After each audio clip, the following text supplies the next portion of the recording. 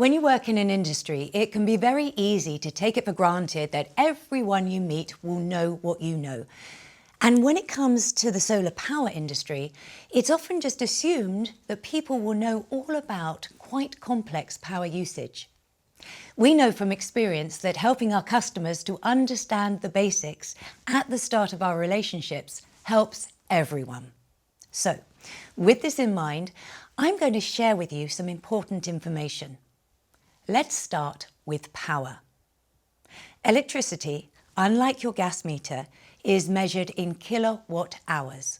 Whether on a smart meter or an analog meter, your units are measured in kWh, kilowatt hours.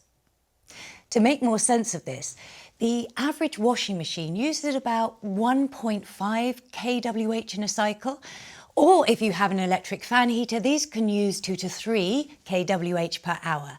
And if you have an electric vehicle, EV, then this is likely to use at least 60 kilowatt hours per charge.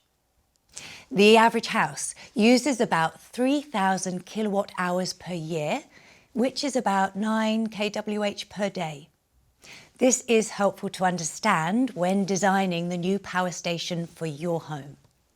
Now, the brightness and the number of hours the sun shines are not the same all year round. So, we build a system that's able to provide you with power that isn't too much in the summer and isn't too little in the winter.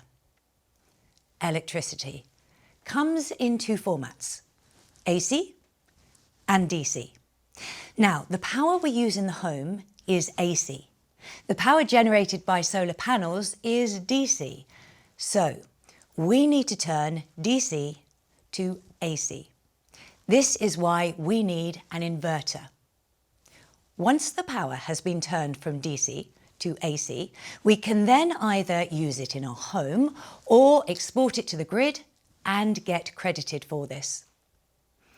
If you decide to invest in a battery, then the power you are generating can be stored.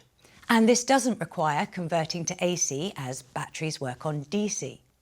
But when you want to use this stored energy, the power will need to go to an inverter so you can use it in your home. There is more we could share, but hopefully this brief introduction should give you enough to start the journey.